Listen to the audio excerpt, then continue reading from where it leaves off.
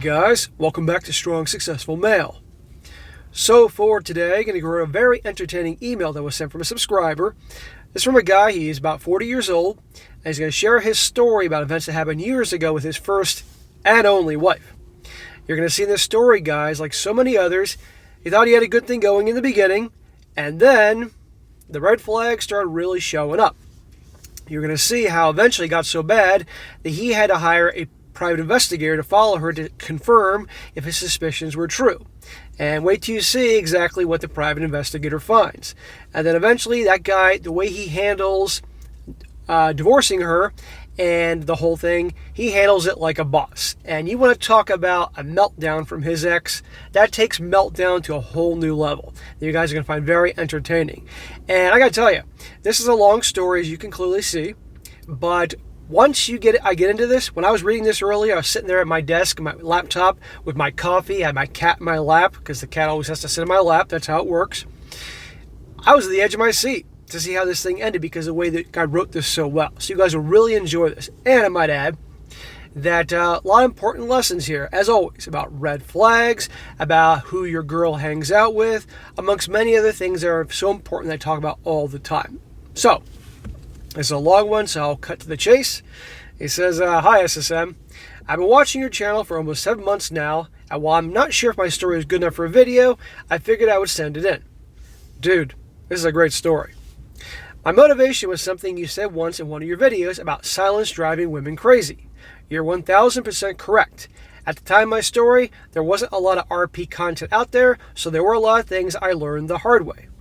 Bro, get in line. There are plenty of dudes out there, including me, that didn't have access to this stuff when we were younger, and we had to learn the hard way. But now, because of YouTube and other things like that, people can learn. And again, to you and all you guys that send in your stories, you're helping dudes out. So I appreciate it, and we all do. If I had to classify myself, I would say that I'm a good man and a loyal friend. If you ask my mom, she would agree, but would add that I'm more stubborn than a donkey. She's right. I don't know why, but I've always had a stubborn streak. As an example, in the 4th grade, I was sitting in class, and the teacher had passed something around for everyone to look at. I was the last kid to get it, and after I looked at it, I got up and tried to take it back to her. She told me to sit down, and I can still feel how embarrassed I was as the other kids laughing at me. Big deal, you got up and gave the thing to the teacher. Why were the kids laughing? Kids are little assholes anyway. It was just before class was over that she called me and told me I could bring it to her, and I crossed my arms and dug my feet in and told her, no, I already tried, so you can come get it yourself. Dude, you got balls. At first she was shocked, and then she got angry, tried being stern, and when none of that worked, started adding detentions after school for every minute I refused. She gave up after 2 weeks. And the bell to end the class rang. When class was over, I left it on my desk and walked out with her yelling at me to come back, and I ended up with weeks in suspension from school and a month of detention, but I didn't care. Dude, so you were the John Bender from the Breakfast Club of your elementary school. You all know that scene in the Breakfast Club. So yeah, I'm stubborn. I have a lot more examples, and even to spite myself if I think I've been wronged. It's like I can't control the damn stubborn gene. It hasn't always served me well, but shit happens. This part about him being stubborn is going to pay off with this story, guys. My divorce was finalized in 2017 after a 7-year relationship, for which we were married. My ex-wife, we will call her Erica, and I met in the summer of 2010. She was a friend of a friend that set us up on a date. I was 28 at the time, and Erica was 27. Prior to Erica, I'd been in a few long-term relationships, but none of them lasted more than 3 years. The first lady I dated after college was nice, but our lives were just going in different directions. My second serious girlfriend was a lady I met at one of the clubs, my friends, that I went to a lot, and she taught me some very valuable lessons. You don't meet girlfriend types at clubs. First, don't take club girls seriously for a relationship. What'd I just say? She was nice enough, but she still was in her party phase. It was the dreaded girls' nights out that ended our relationship. I'm not sure how many times she cheated on me, but I know I caught her once, and that was enough. It was an easy break since we didn't live together, but she and her friends hounded me to give her a second chance for almost 6 months. Of course they did. And by the way, this was like a decade ago, more than a decade ago. So it goes to show you the same things now happened back then.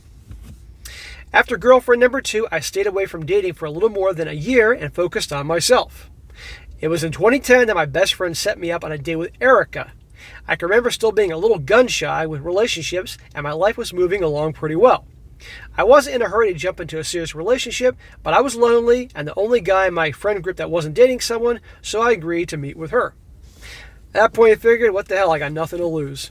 Our date was at a coffee shop, and when I arrived, I found Erica and her best friend Allison waiting for me. Why was her friend there? Allison wasn't there for a date. I guess she was there to make sure Erica was going to be okay. A kind of safety measure, I guess. Dude, unless you have a criminal record, she doesn't need to bring her friend to a coffee shop. It's not like you're meeting her out in the middle of nowhere. There's a red flag.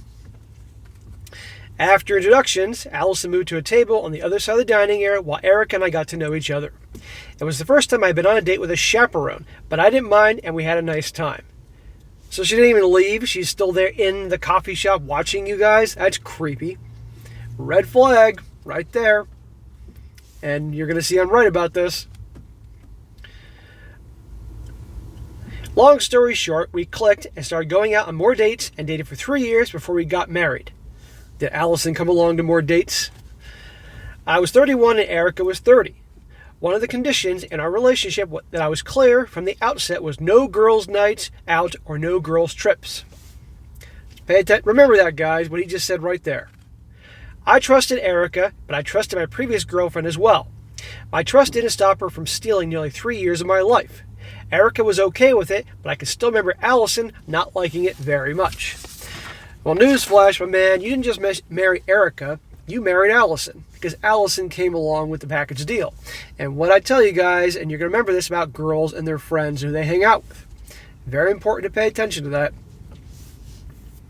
It didn't mean that we didn't go out to clubs or dancing. It just meant that if she wanted to go, I took her. I told her that if you want to behave like you're single, then stay single. Well, good for you for establishing boundaries. But just because a guy lays out boundaries doesn't mean they're always going to follow them. It was around it was around the summer of 2016 when I noticed the first problems in our relationship. That didn't take long. Over the time I'd been with Erica, I think the longest relationship that Allison had might have been 3 months. But that might be me being a bit generous. So she's a carousel rider. She had a lot of the same thoughts and behaviors that my second girlfriend always demonstrated, and I really didn't trust her. But I wasn't in a relationship with her. Yeah, you were. It wasn't uncommon for Erica to go with Allison to meet dates she was going on the same way she did for me. It was the same reasoning. They did it for safety, and I understood and didn't think much about it. It happened a few times a month, or on fewer rare occasions that she had someone she was dating longer than a few weeks. Wait a second here. Now your wife is going out on her little first date types of things. Red flag. How do you know it's first dates? How do you know it isn't double dates? How do you know it isn't girls' night disguised as her being the chaperone type of thing? That's the first thing I thought when I read this story. And if you guys were suspicious of this, you can pat yourselves on the shoulder.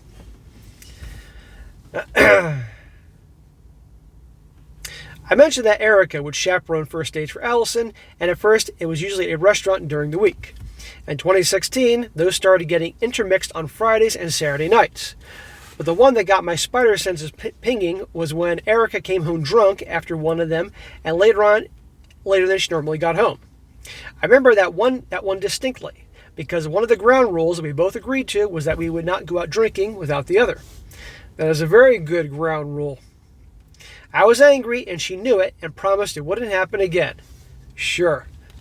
When I asked her where the date was, she said it was at a restaurant, and she had some drinks while she was waiting on Allison.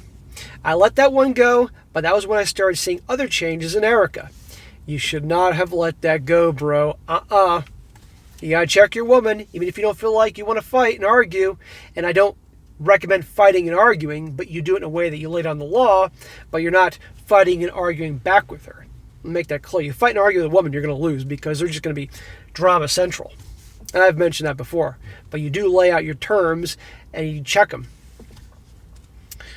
Over the next 3 months, our intimacy had dropped to 2 times a week because most of Allison's dates were over the weekends.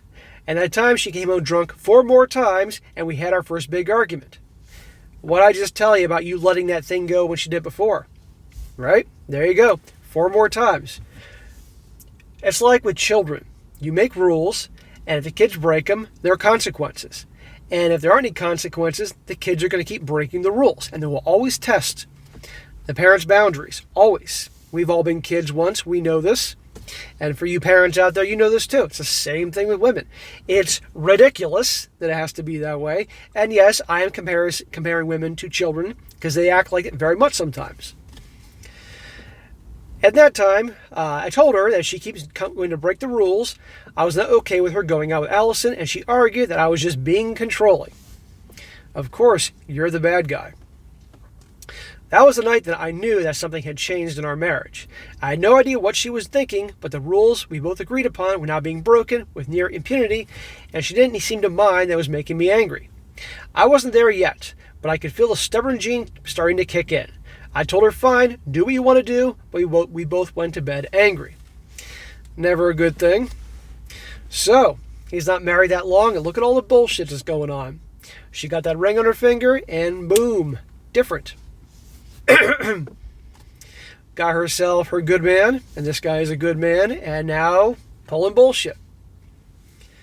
He says, I'm not stupid. At first, I bought the excuse that she was going on the dates with Allison for safety reasons, but what it looked like she was doing girls' nights out and didn't care. That was my first thought, bro. But I get you didn't want to think that.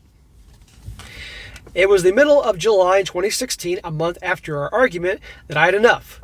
I couldn't tell her what to do, but at least I could find out what she was doing. It was the first time and only time I ever thought about hiring a private investigator. But that's what I did, and honestly, it was the best $500 I ever spent. It was the following Saturday night that she and Allison went out again, and that was the night my marriage ended. It wasn't until the following Tuesday that I met with the PI to see the evidence they had collected, and it was worse than I thought. I assumed that she was just going out drinking with her girlfriends. Well, she was. They had plenty of pictures of that, but also of Erica dancing with random men. It was the pictures of her in front of a motel and going into a room with some guy that ended any chance of reconciliation. Oh man, bro. Guys, if you can hear my voice is obviously off in my coffin here. I was sick several days at the end of last week. That's why I didn't do some videos over the weekend, and I'm getting past this, but the show must go on, so thank you for bearing with me here. If it only been the drinking, I would have considered marriage counseling, but cheating was a dead end for me. It was on the ride home that my stubborn gene kicked into full gear. My marriage was over. The only thing left to do was to get the paperwork finished. At first, I was going to confront her and get my pound of flesh from the cheating bee, but the more I thought about it, the more I knew it wouldn't matter.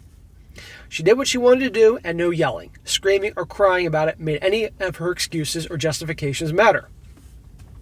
Clearly, this is something that she'd been doing to me for a long time at this point. I mean, what could she have said to me to make it any of it acceptable? As far as I was concerned, Erica was dead to me, and you can't talk to the dead. There you go.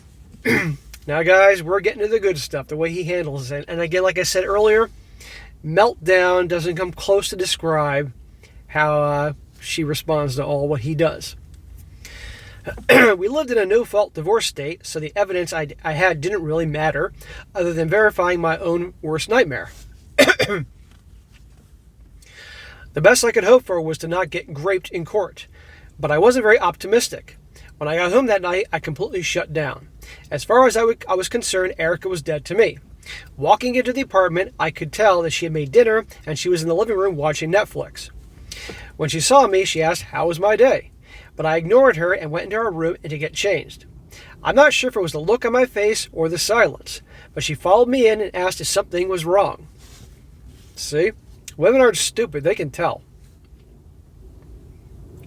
I glanced at her for a second and went back to ignoring her while I got changed. It was something I had read somewhere years before, but it was flashing my mind. Hate isn't the opposite of love, indifference is. That is very true. She was trying to talk to me, and I could see she was getting frustrated at being ignored, but I didn't care. After changing, I went to the kitchen to get something to eat and saw that Erica had put a plate in the refrigerator for me. But I ignored that too and started pulling out my own food to cook. All the while Erica was talking to me and getting more and more angry by the second. After about 5 minutes, she said fine and went back to the living room. Women hate being ignored. Oh, they hate it. Especially when they want to fight and argue and a guy just walks away, makes them freaking crazy. And this dude is a master at this. And the fact that he now has all this proof that what she's been doing, and he's been keeping his cool and doing the worst thing that can make her crazy is just, it's hilarious. After dinner, I would usually join her on the couch to watch a movie or TV show, but this time I went to our bedroom and stayed moving my clothes into the guest room. When she saw what I was doing, she started panicking, asking me what I was doing. I just ignored her and made a few trips back, and she stood in the doorway and wouldn't let me take anything else in. I looked at her for a second, and when she didn't move, I set my clothes down on the floor and went to the living room and sat down. She followed me in, and as soon as she sat down, I got back up and put that last armful of clothes away. By that point, she was yelling at me to say something, and it only fed the stubborn gene. It took about an hour to move all the things out of the bedroom into the guest room, with Erica crying and yelling at me to tell her what was wrong. I didn't have anything to say. She knew what was wrong even if she didn't know it, or she didn't know that I knew it. I gave that woman 6.5 years of my life, and she wasn't getting one more breath out of me. Damn, bro, you are stubborn. I'm impressed. I thought I was stubborn. See how it's making her crazy, guys? And she knows all well what she's been doing behind the scenes. But what's wrong? Blah, blah, blah. This is just the beginning. When I had my clothes moved out, I got my shaving kit from the bathroom and put them in the hallway bathroom, and Erica was freaking out. She even tried to take my shaving cream and razor back to what used to be our room, like she was going to hold them hostage. Go buy another razor and shaving cream. It was really pathetic. All I could do was shake my head at her and went into the guest room, and I locked the door before lying down. She must have spent 20 minutes pounding on the door yelling at me to tell her what is going on, but I ignored her. That was when she started trying to call me and send me text, but after the first couple came through, I blocked her number and started blocking her on all my social media apps before rolling over and going to sleep. He said, I'm ashamed to admit it, but that was when the tears came. Mostly in anger and the life that she has stolen from me and some of the relationship that had died. Bro, nobody's judging, okay? At least, I'm glad. Obviously, she didn't see or hear those tears, but you're freaking human. You were with her for 7 years, okay? But it's not like you were moaning and wailing and begging her back or whatever. No, it was just your own quiet. Gotta let it out.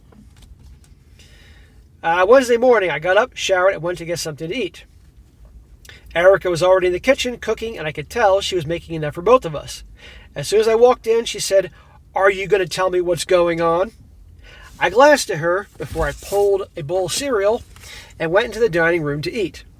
By the time she came in with her food, she was crying, and that only pissed me off more. She wasn't crying when she destroyed my life with that man in the hotel. It was about halfway through my cereal when she grabbed my arm and shook it a little and yelled, "Talk to me. What's wrong with you?" I looked at her and I could feel was disgust.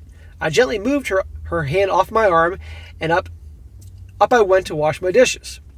That was when she started ugly crying and screaming that she didn't know what was wrong and didn't understand why I wouldn't talk to her. I'm not going to lie, it felt good. Maybe I'm a sociopath. Well, maybe all of us watching this show, these episodes are kind of that way. But fuck it, who cares? She deserved it. She deserved the way you were treated. You were getting to her in the one way you knew that could make her crazy. Because if you would just fight and argue with her and all that, she would get drama and would enjoy that, and she would twist it all around, make you the bad guy. But you just didn't say a word. That was the worst thing you could do to her to make her crazy. And so congratulations. Your 4th grade self is smiling. The rest of the morning was uneventful. I stayed in the guest room until she left for work, and I called in sick. I need to find a lawyer. That was the day I took off my wedding ring, and it's the last time I'll ever wear one. Get in line, brother. A lot more of the same happened over the following week. I got an appointment for a lawyer that coming Friday and worked out all the details for the divorce. If everything worked out, she would have been served the following Thursday or Friday at work. At work. Insult to injury, my friend. From that Wednesday until the next Tuesday, Erica was only getting more irate, and by Tuesday, she blew up at me. It was after I got home from work that she and Allison were sitting in the living room when I walked in. Of course she brought Allison, and we were all waiting for that. After a glance, I headed for the guest room, and Erica yelled, "If you don't say something to me, I'm leaving." Oh, boo-hoo. I stopped and looked at her for a second, before turning around, opening the front door, and walking to the guest room to get changed. Before I made it, she was screaming and crying for me to talk to her, but I just locked the door and laid down. By this time, it had been a full week that I hadn't said a single word to her, and she was a mess. Dude, again, you went through this whole time with her freaking out and didn't say a word? That is some serious self-control and being stubborn. When I came out about an hour later to get something, Eric and Allison were gone. It was the first night in a week that I had a chance to relax in front of the TV, and the silence was golden. I still hadn't told anyone what was going on for the first time being. I had no plans on it. I didn't want either of our families trying to armchair quarterback my dead marriage. Erica wasn't home the following morning, and I had a little hope that she would just move herself out and take the hint that I had no interest in talking to her. That dream was short-lived. It was Thursday after work that she came home screaming at me. You know, I gotta wonder if your neighbors in the apartment complex had issue with all her yelling and screaming and crying and banging on doors and all that. I mean, I can't believe somebody to make a complaint unless you live in a house that's rented where there aren't, residences attached to yours. That was going through my head. It says here, I guess she got served at work, and that was embarrassing. Since adultery didn't matter in my state, the only excuse I used was irreconcilable differences. She was crying, screaming, and cussing, saying she didn't know why I filed the divorce. You gotta be shitting me. She throwing a fit and doesn't know why you filed for divorce? Come on. Just never ceases to amaze me. Of course she knew, and there was no need to argue about it. Very smart. I just continued to ignore her and went to my room while she pounded on my door for almost an hour. It wasn't too long after that I heard the front door slam. Again, I'm surprised the neighbors haven't had issue with this. About an hour later, I got a call from her dad. Oh, Lord. I always liked him and was going to miss spending time with him. I answered and he started asking me what was going on. To the best of my memory, this is what I told him. Gary, I want to thank you for always being nice to me, and I'm sorry this is going on. He asked me, why are you doing this? Erica said you won't tell her. I said, she knows why. He said that she told him and she didn't know, and I told him that she's lying before saying goodbye and hanging up.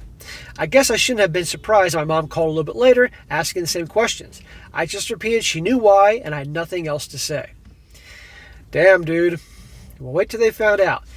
And you really think that she's going to tell her father the truth? Come on. It was almost 9 p.m. when I heard my mom knocking on my bedroom door and calling my name. I figured I might as well get this over with, so I got up and opened it to find my mom looking at me with concern. She said that Erica's parents were here and they all wanted to talk to me. Oh, for God's sakes. An intervention. Remember, this guy has pictures and proof of her cheating. And we haven't used that yet. Well, guess what's coming? She said that Erica's parents were here, blah, blah, blah. I followed my mom back to the living room, and Erica, her mom, and dad, and my mom started in with the questions of why I filed for divorce, and Erica was swearing she had no idea why I was doing this. Oh my God. I watched them all for a minute before I went to my room and got the photos from the private investigator. I took them back to the living room and dropped them on the coffee table in front of her parents and walked back to bed. I would have loved to have seen that whole scene afterwards. It was mostly quiet, but it was only after a few minutes before there was a lot of shouting and screaming along with someone crying. Gee, who was crying? That was the second and the last time I shed any tears for that woman. I'd almost fallen asleep when someone knocked on my door. When I opened it, Erica's dad was standing there with tears in his cheeks. He wrapped me in a hug and told me he was sorry, how sorry he was, and that he would be back on the weekend to get her things before leaving. I don't think I've ever seen a man as broken as he looked, and I'll probably have nightmares about that for the rest of my life. Guys, in some of these stories, I do. When the breakup happens, the guy leaves, he's done with the girl because of some awful thing she did. There's always the dad that comes back and it really feels terrible for what his daughter did. He just can't believe his sweet little girl would do such a thing.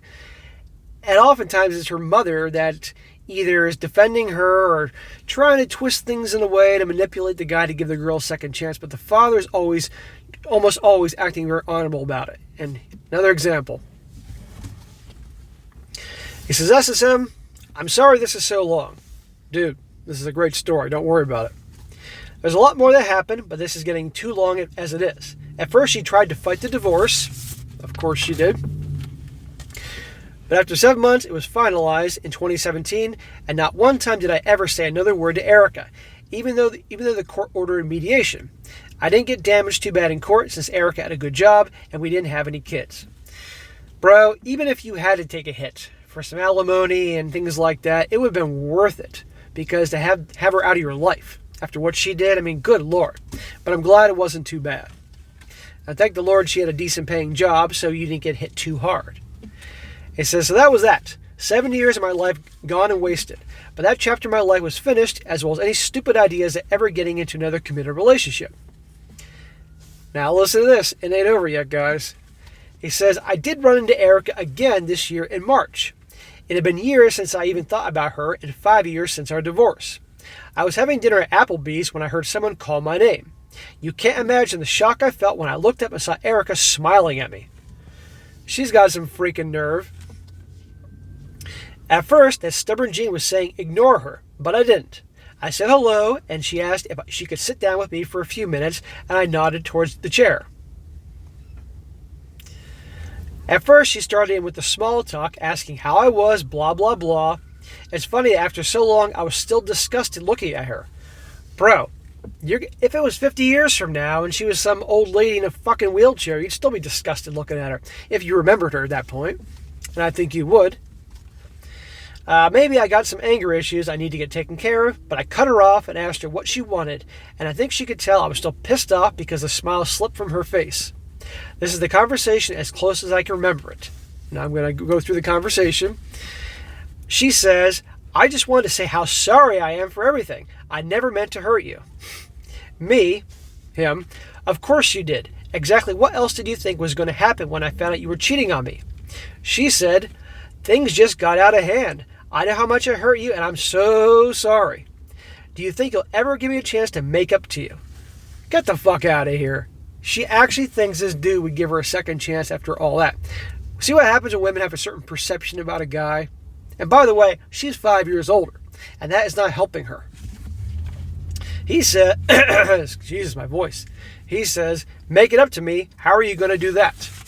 She says, maybe we can start over. I know I don't deserve a second chance, but I'm not the same person I was. I swear I would never do anything to hurt you again. Give me a chance to earn your trust.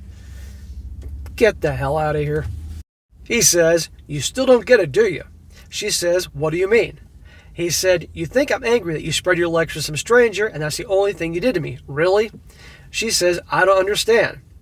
To which he replies, that's the problem, Erica. Sure, the cheating is what ended our marriage, but that's not what you stole from me. I gave you 7 years of my life. I was dedicated to you. I was loyal to you and I loved you. I was going to build a family with you and grow old and die with you. I'm 40 years old now, and I'll never have children, and my mom will never have grandchildren because of thanks to you. I can't trust any woman with my heart or life. When I die, my family line ends because I made a mistake of trusting you with my life. You stole my future, and you think saying sorry means anything to me. And for what? So you could go out and get some cheap thrills with your slut friend, and you think there's anything you can do to make up for that, for what you've taken from me? Even if I was stupid enough to give you another chance, what do I get other than a lying, cheating SLUT that ruined my life? Damn, bro. He says, okay, maybe I do have some anger issues, but I've earned them. I'd be lying if watching her burst out crying and run out of the restaurant wasn't satisfying. it was. The end. Well, bro, I know you're going to be watching this. That was one hell of a story. And if you thought in the beginning that this wouldn't be good enough for a video, holy shit. Guys, you want to talk about freaking a determined dude and him being stubborn. That whole time she was having a meltdown, he didn't say one word. Made her crazy. What do I tell you guys about the power of walking away and not giving in to the drama and the fighting and carrying on, how crazy it makes them, because they want to fight and argue. And often will twist things around and then use that to make you look bad. This guy was a boss. This guy was a Jedi master the way he handled this thing. I'm sorry this happened to you, man. And, in time, I hope you can let go a lot of that anger, not let it poison you, but you don't forget. And I hope you're doing well in your life and all that. But holy crap, I don't blame you in the least for cutting her loose. And again, this shows, guys, about the whole pay attention to who your girl hangs out with, watch out for the red flags. That first freaking date, when that girl was there and having to stay there and watch, that said a big thing about her relationship with that girl, and just things were just off. And I could tell from the get-go, her going along with these, with her friend for these so-called dates to chaperone, make sure the guy's safe, was bullshit. It was just a way to get a girl's night. And it was good that this guy established the boundaries in the beginning, saying no girls' nights, no girls' weekends, you're not going out drinking unless I'm there. But sadly, it didn't work. So it goes to show, guys, you got to pay attention for red flags. You got to keep your eyes open. It's sad, but it's the freaking truth. And this is, of course, for your relationship guys. So lots of important lessons to hear, but definitely a very entertaining story. So, all right, guys, that's it for today. Be sure to comment down below. Let me know what you think about this. And, guys, if you got a good story to share, by all means, email it to me, strongsuccessfulmale@gmail.com. Just give me some time to get to it, and I will down the road. And be sure to like the video, share with your friends, and subscribe. And I'll catch you next time.